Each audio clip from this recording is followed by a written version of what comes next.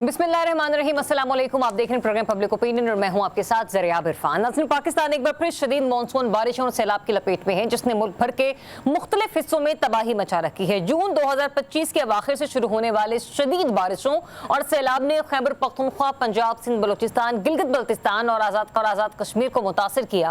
अब तक मुल्क भर में 900 से जायद अफराद हलाक हो चुके हैं। पंजाब में दरिया रावी, सतलुज और चनाब के किनारे वाक़े हजारों देहात ज़ेर-ए-आब आ चुके हैं, जबकि 4,335 देहात और 42 लाख अफराद शदीद मुतासिर हैं। 18,581 एकड़ ज़रई रकबा मुतासिर हुआ और सैलाब से कपास, मकई और सब्जियों की सैकड़ों एकड़ फसलें तबाह हो गई हैं, जिससे किसान शदीद मौशी परेशानी का शिकार है। बिलावल भुट्टो जरदारी ने हुकूमत से पंजाब में ज़रई इमरजेंसी नाफिज करने का मुतालबा भी कर दिया है और कहा यह है कि सैलाब से किसानों को शदीद नुकसान पहुंचा है और उन्हें बीज, खाद, सब्सिडी वाले कर्जे और बिजली के बिलों में रियायत की फौरी जरूरत है। उन्होंने जोर दिया कि कुदरती आफात के वक्त सियासी इख्तिलाफात को पसे पुश्त डालकर कौमी एकजहती का मुजाहरा करना चाहिए। सैलाब से पहले ही ये बात बाइस तशवीश थी कि 2025 और 2024 में कपास की पैदावार में रिकॉर्ड 30% से जायद कमी देखने में आई, जबकि गन्ने की पैदावार में 4%, चावल में 1.5%, मकई में 15% और गंदम में 9% कमी हुई। पाकिस्तान दुनिया में कपास की पैदावार में चौथे, आम में 5वें, प्याज में 6ठे, गंदम में 8वें, चावल में 10वें के अलावा आलू और मकई की पैदावार में अहम मकाम रखता था। मगर अब सैलाब की वजह से ये शोबा बुरी तरह मुतासिर होगा। इसका हल कैसे हो सकता है? हम इस बहरान से कैसे निकल सकते हैं? लाखों खानदान इससे बराह रास्त और करोड़ों लोग बिलवास्ता मुतासिर हुए हैं। अशिया खुरनोश, सब्जियों, फलों, बिलखुसूस आटे की कीमत में इजाफा हो चुका है और आने वाले दिनों में मजीद इजाफा होगा। सैलाब से मुतासर इलाकों में मुख्तलिफ बीमारियां फैलने का खदशा जाहिर किया जा रहा है, जबकि वबाई अमराज से निपटना भी एक अहम चैलेंज है। इन चैलेंजेस से कैसे निपटा जा सकता है, आज के प्रोग्राम में इसी पर बात करेंगे। जबकि दूसरी जानिब इसराइल की गजा में बर्बरियत, इंसानी हुकूक की बदतरीन खिलाफ वर्जियां ताहाल जारी हैं। अब इसराइल ने जंगबंदी के बदले फलस्तीनी मज़ाहमती तंजीम हमास से तमाम यरगमालियों को रिहा करने और हथियार डालने की शर्त आयद करती है, जबकि दूसरी जानिब हमास ने इसराइल की शर्त को मुस्तरद करते हुए हथियार डालने से इनकार कर दिया है और इसराइल को वाज़ेह पैगाम दिया है कि वो जंग रोके और गजा से निकल जाए तो तमाम यरगमाली रिहा कर दिए जाएंगे। इन्हीं टॉप ज्वाइन कर रहे हैं सीनियर सहाफ़ी तज़कियाकार रिजवान रज़ी साहब, इसार राना साहब, गौहर भट्ट साहब और इसके अलावा सैयद महमूदुल हक बुखारी साहब, चेयरमैन ऑल पाकिस्तान किसान फाउंडेशन, वो भी प्रोग्राम में हमारे साथ शामिल गुफ्तगू होंगे। इससे पहले कि मैं बुखारी साहब आपकी तरफ आऊँ, आज बिलावल भुट्टो जरदारी जो कि साउथ पंजाब के दौरे पर हैं गुज़िश्ता 2-3 दिनों से, उन्होंने आज एक मकाम पर कुछ खुसूसी बातें की हैं कि किस तरीके से इन किसानों को रिलीफ फौरी तौर पर हुकूमत प्रोवाइड कर सकती है और आलमी सतह पर किस तरीके से इस मामले को उजागर कर सकती है। मैं चाहती हूँ जरा वो आप भी सुनिए और हमारे बाकी मेंबरान भी सुनिए। मैंने रिक्वेस्ट किया है वज़ीर आज़म साहब से वो इस मुल्क के गरीब आवाम को फौरी तौर पे माली मदद दिया जा सकता है। मैं समझता हूँ कि चाहे वो बीज हो या खाद हो, हुकूमत को कोशिश करना चाहिए कि या मुफ्त या उसमें कोई सपोर्ट पंजाब के किसानों को बल्कि पाकिस्तान के किसान को देना चाहिए। इस किस्म का पॉलिसी तब हो सकता है जब हम एग्रीकल्चर इमरजेंसी डिक्लेयर करें। जी, एग्रीकल्चर इमरजेंसी जो है वो फौरी तौर पर डिक्लेयर कर दिया जाना चाहिए। बुखारी साहब, आप इस आइडिया को किस तरह से देखते हैं और इस इमरजेंसी जो डिक्लेरेशन होगी उसमें फौरी तौर पर किन मसाइल को जो है वो प्रायोरिटाइज करना होगा? जी, बिस्मिल्लाहिर्रहमानिर्रहीम, अल्लाहुम्मा सल्ली अला मुहम्मद व आले मुहम्मद। शुक्रिया जनाब आपका और आपके टीवी चैनल का। गुजारिश ये है कि ये तारीख का बदतरीन सैलाब और इसके अंदर सबसे ज्यादा जो इफेक्ट हुए हैं, जो नुकसान के अंदर आए हैं, वो किसान है। वो प्यारा किसान जो इस मुल्क के हर शोबे को चलाता है, चाहे आपकी सनत हो, चाहे आपकी मंडियां हो, चाहे आपके बाजार हो, चाहे आपके फ्रूट्स की रेडियां हो, चाहे आपके किराने की बेकरी की, तमाम चीजें जो हैं वो इससे मुंसलिक है। लेकिन हमारी मादत के साथ हुकूमतों का रवैया हमेशा ज़राअत के साथ सौतेला रहा है और इन कोई तवज्जो नहीं दी, जबकि आपकी जीडीपी का ये 24% था, 25% और अब ये घट के 12-13 पे आ गए जी। उसकी वजूहत देखें, सैलाब जो आया उसने जो तबाही की दास्तानें रकम की, सियालकोट, कसरूर, नारोवाल, हाफजाबाद, मंडी बहाउद्दीन, आप इस तरह आगे गुजरात और भावनगर, फारुखाबाद जो इलाके हैं, फिर हमारे इधर जनूबी पंजाब के अंदर जो इस वक्त तबाही के मनाजिर मैं देख रहा हूँ, मैं इधर लाहौर की तरफ ही आ रहा हूँ और दिल खून के आंसू रो गए कि हरे भरे खेत जो है वो उजड़ गए और हंसते हंसते घर जो है वो उजड़ गए। मैं ये कहता हूँ कि जिस तरह कहा ना, जिस तन लगे सोतन जाने और गल्ला करन गल्ला होड़ वालियां हूँ। आज ये मेरे सियासतदान या आपने बिलावल साहब का भी जो आया, शुक्रिया कि उनको मतलब ये ख्याल आया है, जबकि वो कहते हैं कि हम हुकूमत का हिस्सा नहीं है। मैं इसलिए कहना चाहता हूं कि वो हुकूमत का हिस्सा हैं कि उनके वालिद सदर पाकिस्तान हैं, उनके जो पंजाब के गवर्नर हैं वो म्युनिसिपैलिटी से ताल्लुक है। तो जो इस तरह की बातें नहीं करनी चाहिए। इस वक्त बिल के इस शोबे को जो नाकाबिल तलाफी नुकसान पहुंचा है, आपने अपने इंट्रो में बताया 18 लाख एकड़ नहीं, कम अज कम जी बिल्कुल बिल्कुल महमूदुल्लाह साहब, मैं भी यही बात कर रही हूँ कि देर आए दुरुस्त आए। चले अब वो आ ही गए हैं इस तरफ कि ये फौरी स्टेप्स लिए जाने चाहिए। कुछ तजावीज उन्होंने दिए हैं, आपके नजदीक क्या तजावीज हो सकती है और कौन सी ऐसी तजावीज हैं कि जिनके ऊपर फिलफौर अगर काम शुरू कर दिया जाए तो नुकसान जो है उसको कम से कम किया जा सकता है? देखिए, अब इस वक्त जो सूरत हाल है कि आपके जो है वो हजारों किलोमीटर के ऊपर ये पानी ने तबाही मचा दी है। हाँ जी। अब सबसे बड़ा जो मसला है कि जो किसानों का नुकसान हुआ है उसको संजीदगी के साथ, जबकि हुकूमतें नहीं लेती, लिया जाए संजीदगी के साथ उनका जो नुकसान है। अब एक चावल की जो फसल है वो 60% आपकी इफेक्ट हुई है, आपका चावल जो है वो तबाह हो गया। 1 एकड़ के ऊपर कम से कम कॉस्ट जो है वो 70,000 रुपया जो है वो आती है और वो किसान ने खर्च की हुई थी, उसको अब उसका रिटर्न मिलना था। फिर आप मकाई का खेत है वो तबाह हुआ। आपकी जो हमारे जो पंजाब में आपका मुल्तान, खानेवाल, आपके लोधरा, आपके रहीमियार खान, लियाकतपुर, चाचा शरीफ, ये सारी जो है वो कॉटन तबाह हुई है। अब आप और गन्ने की फसल भी इधर तबाह हुई। मेरा ये मानना है कि हुकूमत ये बात जो है वो पिछले सैलाबों में भी नहीं सीखी कि किसान के साथ अगर नहीं खड़ी होगी तो आपको ग़िज़ाई बहरान का सामना करना पड़ेगा।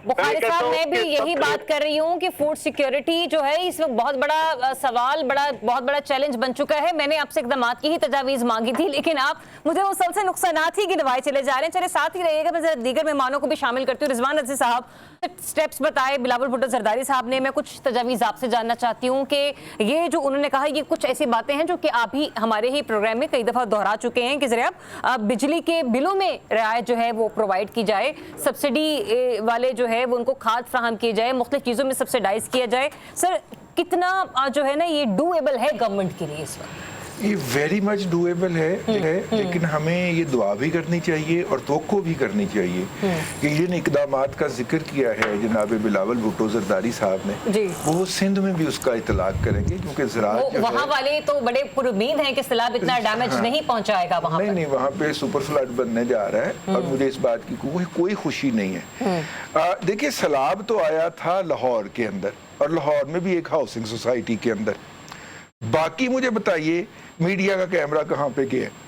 वो वहाँ के कुछ लोगों ने उसकी वीडियोस खींच के तो सोशल मीडिया पे डाली है, तो हमें पता चला कि सतलुज में भी सैलाब आया है और चनाब में भी सैलाब आया, वरना सैलाब सिर्फ एक जगह पे आया। सर, ये भी क्रेडिट आप सोशल मीडिया को दे दें। मेरे ख्याल से रिजवान रज़ी साहब, इलेक्ट्रॉनिक मीडिया ने तो ये जसारत भी नहीं की कि वो बता सके कि अंदर आया था। रावी में भी सिर्फ अलीम खान की हाउसिंग सोसाइटी में आया था और कहीं नहीं आया था, इसलिए मैंने कहा ये रिकॉर्ड हम करेक्ट कर दें, क्योंकि जो तासुर बनाया गया सोशल मीडिया के ऊपर ही, उसके बाद तो यही लगता था कि सैलाब सिर्फ दरिया रावी में आया और रावी में भी नहीं हो, एक हाउसिंग सोसाइटी में आया। एक बात। दूसरी बात, इस तरफ आ जाइए, देखिए बड़े कमाल के इक़दामात हैं। मरियम नवाज शरीफ साहिबा ने किसान कार्ड दे रखा है, कुछ ज्यादा तको तो करने की जरूरत नहीं पड़ेगी, कुछ सर्वे करने की जरूरत नहीं पड़ेगी, ठीक है। वो जो किसान कार्ड होता है, उस किसान कार्ड के जरिए आप आइंदा की फसल के मुदाखलात जो है उसका खर्चा किसान को दे दीजिए। आप उसको, पहली तो बात है कि मेरा ख्याल है कि उसको डोनेट कीजिए, सरकार की तरफ से सब्सिडी के तौर पे दीजिए। अगर आप सब्सिडी भी नहीं देना चाहते तो कम से कम, अब देखिए ना, 1 एकड़ के ऊपर पंजाब हुकूमत जो है वो आतमताई की कब्र पे लात मारते हुए 30,000 रुपया देती है, जबकि अभी बुखारी साहब ने बताया कि किसी भी कैश क्रॉप की जो इनपुट कॉस्ट है वो 70 से 80,000 रुपए से कम नहीं है, यानी कि जितनी कॉस्ट है उसकी उससे आधा देती है पंजाब गवर्नमेंट। तो इस दफा आतमताई की कब्र पे लात मारे और उसके पूरे के पूरी कॉस्ट अदा करें। मतलब मैं जब 70,000 कहता हूं तो उसमें पानी का खर्चा भी शामिल है, दवाइयों का खर्चा भी शामिल है, बीज का खर्चा भी शामिल है, खाद का खर्च भी शामिल है, तो उसको पूरा दे दीजिए। और पहली बात तो यह है कि उसको सब्सिडी दीजिए कि यार 1 टाइम सब्सिडी आप लें और आप अपने कदमों पे खड़ा हो जाए। 6 माह के अंदर किसान और ज़राअत अपने कदमों में खड़ी हो जाएगी। लेकिन अगर आप ये भी नहीं करना चाह रहे तो फिर उन्हें 3 साल का एक लोन दे दीजिए कि आप 3 साल में वापस कर दीजिएगा 6 माह की बजाय, जो कि करंट जो है कि ये लोन लीजिए 70,000 रुपया फी एकड़ के हिसाब से और 3 साल में काबिल एतमाद कर दीजिए। ये वो इकदाम है जो कि आज एक टेबल पे बैठ के दस्तखत करने से हो सकता है। इसके लिए आपको कोई लंबा चौड़ा भाग दौड़ करने की जरूरत नहीं होगी। बाकी फिर आपको पता है काम ना करने के लिए हमारी ब्यूरोक्रेसी और हुकूमतों के पास कितने बहाने होते हैं, सर्वेज भी हो रहे हैं। ये सॉरी मैं आखिरी बात, ये डिजिटल दौर है। आप हेलीकॉप्टर के ऊपर बैठ के अगर सैलाब में डूबे लोगों का नज़ारा कर सकते हैं तो सैटेलाइट जो है वो 1-1 इंच आपको मैयर करके बता सकता है कि कहाँ पे पानी आया है और कहाँ पे नहीं आया। सही। और ये तहसीलदार के जरिए और नायब तहसीलदार के जरिए और एसी के जरिए सर्वे हो रहा है जी। उस सर्वे में शामिल होने के लिए रिश्वतें चल रही हैं कि जनाब ज़मीन, पानी तो हमारी ज़मीन पे नहीं आया लेकिन 2 किलोमीटर दूर से गुजरा था तो लिहाजा इन साहब को भी शामिल कर दिया जाए। ये हमारे AC/DC साहिबान ने यहाँ पे दिहाड़ियाँ लगानी है।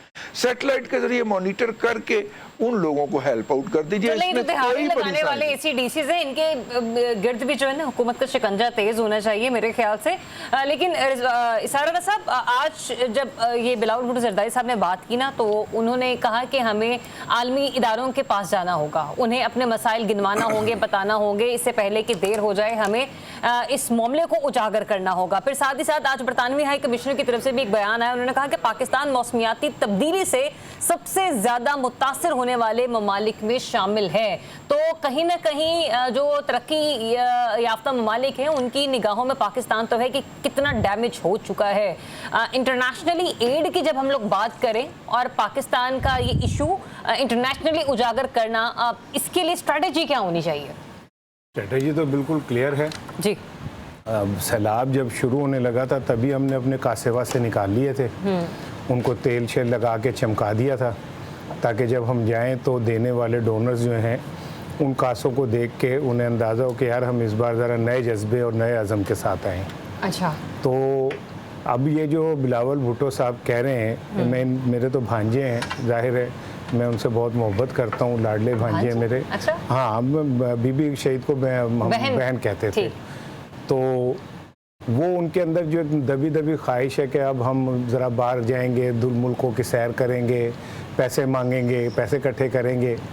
तो अब मैं तो रजी नहीं बनना चाहता, मैं को बात कर दूं फिर मेरे गले पड़ जाए कि भाई मुझे बताएं कि जो पिछली दफ़ा 14 अरब डॉलर हमारे लिए रखे गए थे क्लाइमेट चेंज का मुकाबला करने के लिए, हम 2 साल में 2022 से 2025 तक 3 साल में हम 11 अरब डॉलर की कोई फिजिबिलिटी बना के नहीं दे सके उन्हें कि हम ये कैसे लड़ सकते हैं। तो 11 अरब डॉलर जो हमें मिल सकते थे हमने तो वो नहीं लिए। हम कहते हैं कि भाईजान हमें उधार पे ना रखें, हमें कैश दें जो भी देना है। हम आ रहे हैं, हमें अभी बताएं कि आप हमें कितने पैसे देंगे ताकि हमारा दाल दलिया जलता रहे। अदरवाइज मैं तो समझता हूँ वो सब लोग कौमी मुजरिम हैं जिन्हें 11 अरब डॉलर की अगर हम फिजिबिलिटी देते, हम पाकिस्तान के अंदर संजीदा इकदाम करते, ये 11 अरब डॉलर हमें मिल जाने थे। अच्छा इसारा साहब, यहाँ पे एक सवाल मेरा ले लीजिए। आप कह रहे हैं कि हमारी हुकूमतों की तरजीहात में ये होता है कि हमें कैश में जो है ना वो पेमेंट्स हो, जो चाहे वो किसी भी इमदादी सूरत की उसमें हो। सर जिस तरीके से हम लोग इस वक्त इमरजेंसी, एग्रीकल्चर इमरजेंसी की बात करें सर, इसमें तो अगर हमारे किसानों को इम्पोर्टेड बीज भी मिल जाता है, खाद भी मिल जाती है, कुछ आलात, कुछ ज़राई मशीनें भी मिल जाती हैं, तो मेरे ख्याल से ये तो बहुत बड़ा एडवांटेज होगा, बजाय इसके कि हम पहले पैसा पाकिस्तान में लाएं और फिर उसको जो है ना वो खर्च करने की तरफ कि हमने कहाँ से कौन सी मशीनरी जो है वो बरामद करनी है। इम्पोर्ट के हवाले से हमारी पहली प्रायोरिटी जो है ना वो जो हमारे कुत्तों का बाहर से खुराक आती है ना वो है। जब इंपोर्ट पे पिछली दफ़ा पाबंदी लगी थी तो वाहिद इंपोर्ट जो खुली थी वो हमारे कुत्तों की खुराक थी जो बाहर से आ रही थी। सो इंपोर्ट की पॉलिसी तो आप छोड़ दें, और ख़ाली आप किसानों को क्यों वो कर रही हैं। 80% हमारे स्कूल तबाह हो गए, ये बच्चे कहाँ जाएंगे? ये इन बच्चों, हमारे इस हॉस्पिटल्स तबाह हो गए, हम लोग कहाँ जाएंगे? खाली अलमिया किसानों का नहीं है। जो 80% स्कूल तबाह हो गए वो कब तक दोबारा तामीर होंगे? 1.25 करोड़ बच्चे तो वैसे ही हमारे स्कूलों से बाहर हैं। हमने एक नई खेप हमने और बना दी जो बच्चे स्कूल नहीं जा सकेंगे। तो हमारा तो कौमी अलमिया ये नहीं है कि सैलाब आ रहा है। कौमी अलमिया हमारा ये है कि हमने उस सैलाब की कभी पेशबंदी की जरूरत ही नहीं महसूस की।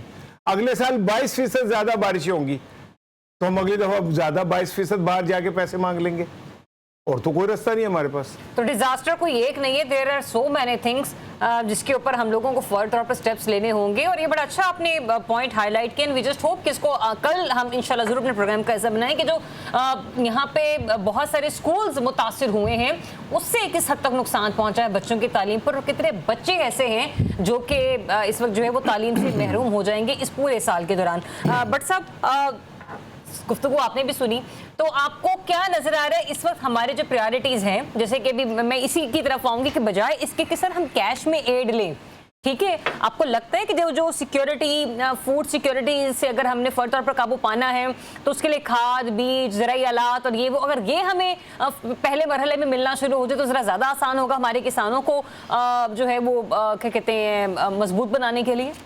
जी बहुत शुक्रिया। देखिए कैश एड अब कोई नहीं देता, पहली बात तो ये है। और आपको प्लान बना के देना पड़ता है कि आपने ये पैसे जो ले रहे हैं ये कहाँ कहाँ खर्च करेंगे और अच्छा। कैसे कैसे होंगी। तब आपको एक फिजिबल प्लान बना के देते हैं, उसके बाद फिर वो आपको पैसे मिलते हैं। 14 अरब में से 11 अरब डॉलर नहीं आए, लेकिन 3 अरब डॉलर बाहर ला गए।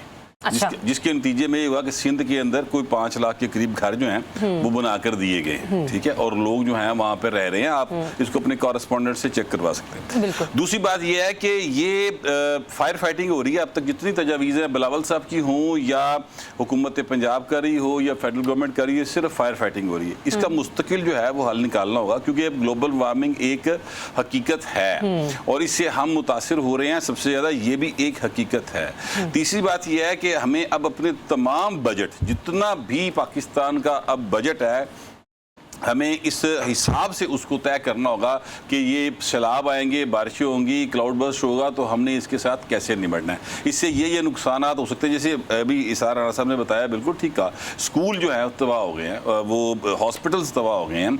यानी 18 लाख एकड़ ज़राई रकबा अगर है तो इसके साथ जो गाँव आबाद थे वो भी तो उसके अंदर ही आ गए ना। तो एक बहुत बड़ा एक हमें तबाही का इसका सामना करना पड़ा।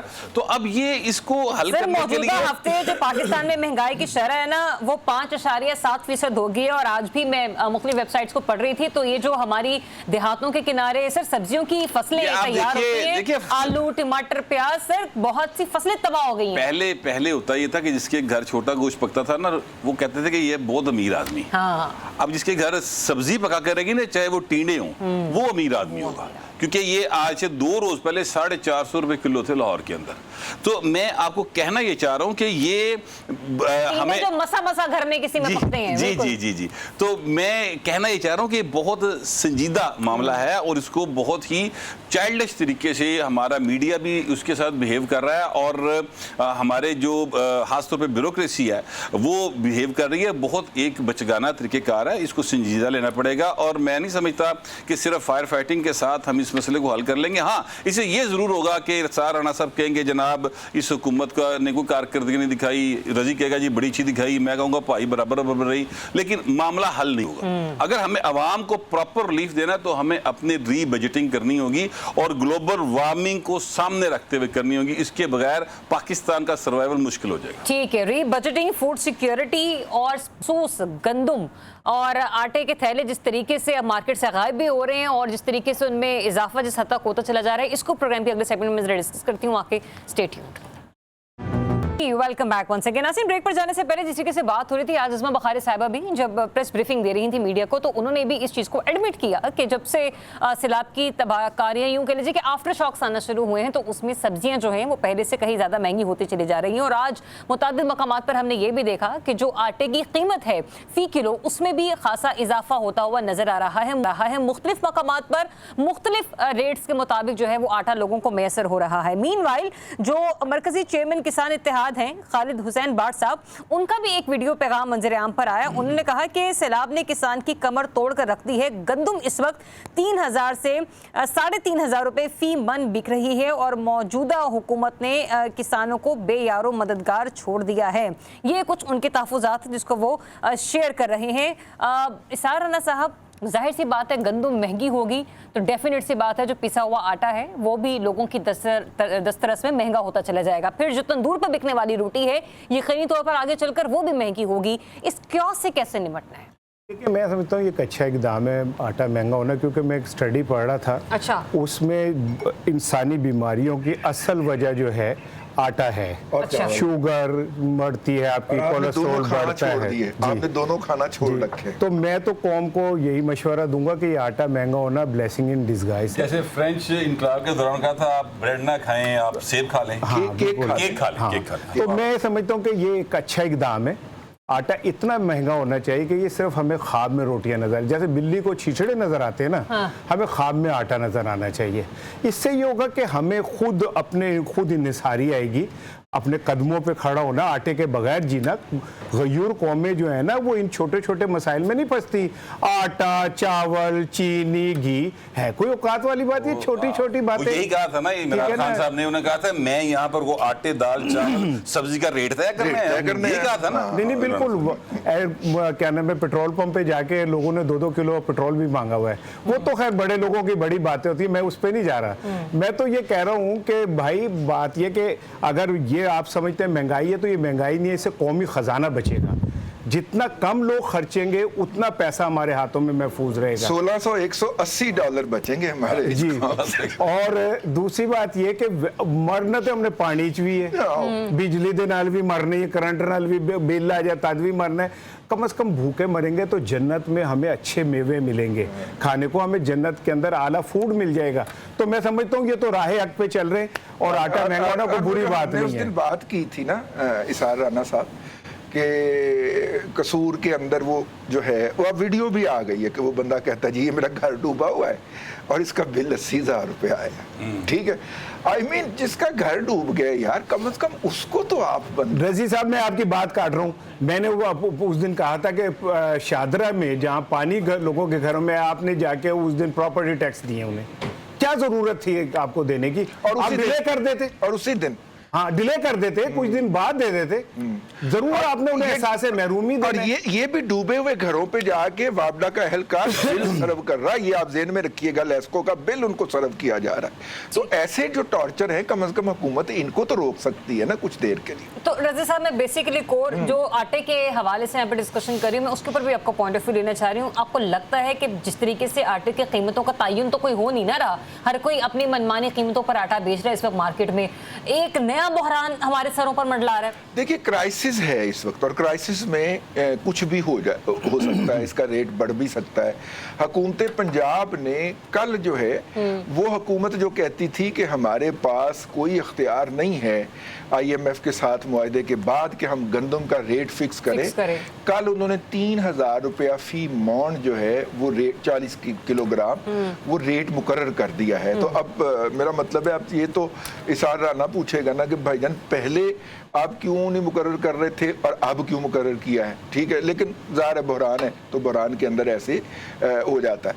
पहली बात तो ये है कि इतनी गंदम जो है वो केयर टेकर दौर के अंदर हमने दरामद कर ली थी कि गंदम की शार्टेज तो मेरे ख्याल के अंदर कोई नहीं होनी चाहिए इतनी ज़ाया होने के बावजूद भी।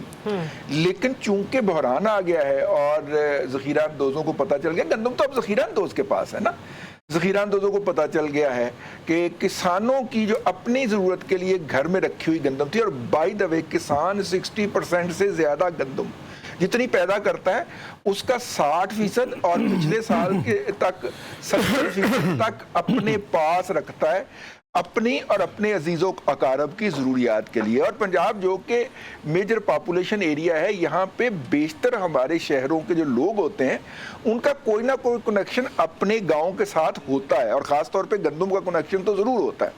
तो किसान जब अपनी गंदम रख लेता है तो 70% गंदम तो किसान ने खुद स्टोर कर ली ना अपने लिए, जो ने 60% कर लें, बाकी 40% गवर्नमेंट ने मैनेज करनी होती है हम जैसे शहरी बाबुओं के लिए जो शहर में रहते हैं। तो अल्हम्दुलिल्लाह वो नहीं हो पाती। उसके लिए हमने केयर टेकर दौर के अंदर देत तेरे की दरामद पे दरामद करके तो वो ज़्यादा ही गंदम इंपोर्ट कर ली हुई है, तो इसलिए गंदम की कमी का तो शायद सामना ना करना पड़े। लेकिन ये हम उस मार्केट को कैसे लगाम डालेंगे कि कोरोना के अंदर 250 रुपए लीटर वाला कुकिंग ऑयल जो था उसका 1 किलो का पाउच, मैं खरीदार हूँ, मैं बाजार से खरीदता हूँ, वो बढ़ के 650 का हुआ। और कोरोना के बाद जब प्राइसेस वापस आई और ये प्राइस भी कम हो के 350 पे आनी चाहिए थी, क्यों अगरचे ये 250 से बड़ी थी लेकिन हमारा रुपया भी डिवैल्यू हो गया, ठीक है, वो नहीं आई, वो 600 पे खड़ी हुई है आज तक। ना, ये तो फिर गवर्नेंस का मयार आ गया, 600 पे खड़ी हुई है आज तक, और आप शोर मचा रहे हैं इतने अरसे से, हुकूमत के कान पे कोई जू नहीं रिंग रही। तो बुनियादी इशू क्या है वो मैंने अर्ज कर दिया। तो बट साहब अभी तो हम लोग यहाँ पे गंदम के क्राइसिस को डिस्कस कर रहे हैं ना, आने वाले दिनों में खुदा न खास्ता हमने चावल के बहरान पर भी बात करनी है, हमने चीनी के हवाले से भी बात करनी है, फिर कपास की जो फसलें हैं, मकई जो है, आपको पता है सर्दियाँ आने वाली, ये क्रॉप्स जो हैं इनकी कल्टीवेशन का काम चल रहा होता है।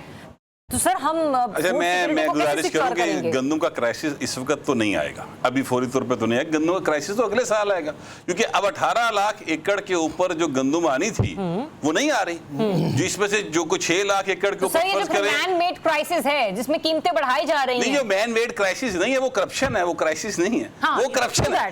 अच्छा, वो जो करप्शन है उसको पकड़ने के लिए जो लोग बैठे हुए हैं उनके भी पेट लगे हुए हैं, उनके भी बच्चे स्कूल जाते हैं, उनको भी हॉस्पिटल से इलाज करवाना है और प्राइवेट करवाना है, क्योंकि हमारे सरकारी हॉस्पिटल और सरकारी स्कूलों के अंदर आप जितने लोग हम बैठे हैं चारों के चारों, इनके किसी के बच्चे वहां पे नहीं पढ़े। क्यों नहीं पढ़े? हम कोई अमीर लोग नहीं है, हमें पता है कि वहां पे तालीम का म्यार नहीं रहा, तो तालीम का म्यार किसने देना वहां पर?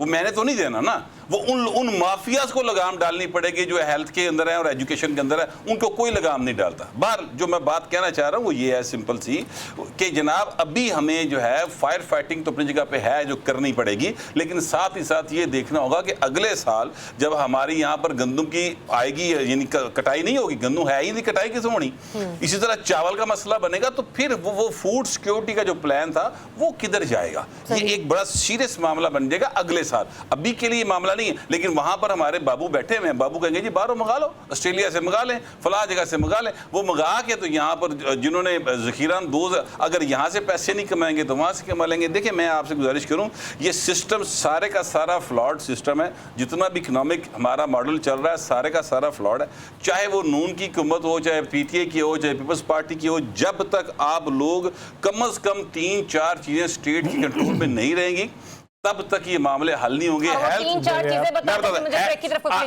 में लिखा हुआ है, अपने पास से नहीं कह रहा, हेल्थ, एजुकेशन एंड सिक्योरिटी, ये चीजें जब तक स्टेट अपने मुकम्मल कंट्रोल में नहीं रखेगी तब तक मामले आगे नहीं बढ़ेंगे। लेकिन मैं ज़रिया बड़ा एहतिजाज करता हूँ, मेरे हुक्मरान जो हैं वो इंतहाई खुलूस नियत से काम कर रहे हैं और पूरी जांफिशानी से काम कर रहे हैं, ज़िंदगियाँ बचा रहे हैं। ये पता नहीं कहीं मुझे लगता है इंडिया या इसराइल के लोग हैं जो आके महंगाई करते हैं और हमसे काबू नहीं हो रही, अदरवाइज़ मेरे हुक्मरान इंतहाई मासूमियत के साथ गरीब आवाम के साथ खड़े हैं। मैं कंडेम करता हूँ उन गैर मुल्कियों को जिनकी मिलें आटे की, जिनके कारखाने आटे के, और वो पाकिस्तान में आटा, घी, चीनी महंगे करती हैं, मैं उनकी शदीद मजम्मत करता हूँ। चलें। अच्छा, इसका एक हल जो है आप भी बिल्कुल मजम्मत आखिरी फिक्र करनी, हाँ, नहीं मजम्मत नहीं करनी, इसका एक हल है और वो हल ये है कि जैसे पानी उतरे पंजाब के अंदर लोकल बॉडीज के इलेक्शन का ऐलान कर दिया जाए और अगले 1 माह के अंदर या मैक्सिमम 45 दिन के अंदर आप ये इलेक्शन करवा दें। फिर आप देखिएगा कि सैलाब ज़दगान की बहाली किस स्पीड के साथ होती है, क्योंकि ग्रास रूट लेवल के ऊपर हमारी चीफ मिनिस्टर या प्राइम मिनिस्टर को खुद नहीं जाना पड़ेगा, वहाँ का लोकल रिप्रेजेंटेटिव होगा जिसे लोकल हालात का ज़्यादा इल्म होगा। ठीक है। आप दीगर तजावीज़ में एक तजवीज़ भी है। एक ब्रेक लेते हैं, आपको फिर से ज्वाइन करते हैं। Stay tuned. जी, वेलकम बैक उनसे। नाज़रीन, ये जो गुज़िश्ता वीकेंड हमारा गुजरा है, इसके ऊपर गज़ा पर इसराइल ने एक बार फिर से जो है ना वो अपना धावा बोल दिया और मुसलसल 3 रोज़ में इस हद तक बमबारी की गई है कि जो ऐसी इमारतें थीं कि जहां पर पनाह गुज़ीन मौजूद थे, अब वो पनाह गाहें भी तबाह बर्बाद कर दी गई हैं। इसराइल ने जंग बंदी के बदले हमास को कहा कि हथियार डाल दिए जाएं, ये शर्त आयद की गई, जिसके ऊपर हमास ने भी जवाब दिया। उसने कहा कि ये शर्त काबिल कबूल नहीं है। मीनवाइल ट्रंप ने फिर हमास को कहा कि शराइत कबूल करने की आखिरी वार्निंग है ये, बात ना मानने पर संगीन नताइज की धमकियां भी दे डाली गई हैं।